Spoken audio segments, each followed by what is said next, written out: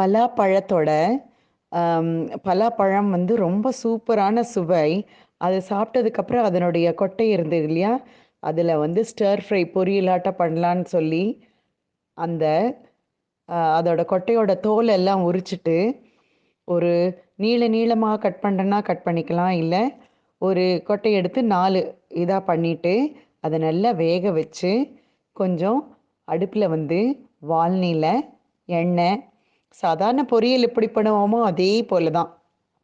கொஞ்சம் கடுகு, உளுத்தம்பருப்பு, வரமிளகா போட்டுட்டு, அந்த நம்ம வேக வச்ச அந்த பலா கொட்டையோடத போட்டு நல்லா வதக்கிட்டு, ஒரு சாம்பார் பொடி, உப்பு தேவைக்கேற்ப சுவைக்கேற்ப உப்பு போட்டு வதக்கி, அத மேலால அது வதங்கினதுக்கப்புறம் ஏற்கனவே வெந்த அந்த கொட்டை தான். ஸோ நம்ம வெந்ததுக்கப்புறம் நம்ம வதக்கிட்டு, அது மேலால தேங்காய் பூ போட்டுட்டு எடுத்து சாப்பிட்டா சுவையோ சுவை. ரொம்ப சூப்பரா இருக்கும்.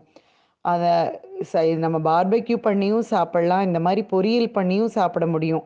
ரொம்ப அருமையா இருக்கும். கண்டிப்பா பலாக்கொட்டை கிடைச்சதுன்னா இந்த மாரி பண்ணி பாருங்க.